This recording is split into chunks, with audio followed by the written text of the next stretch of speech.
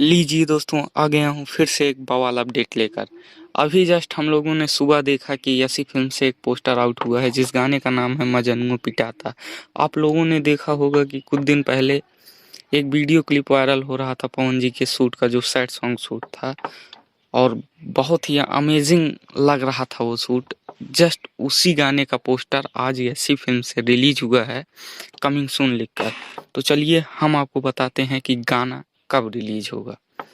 गाना मंगलवार को मॉर्निंग में रिलीज किया जाएगा, जिसके म्यूजिक डायरेक्टर हैं प्रियांशु सिंह जी और राइटर हैं रोशन सिंह विश्वास जी और सिंगर हैं हमारे पावर स्टार पवन सिंह जी।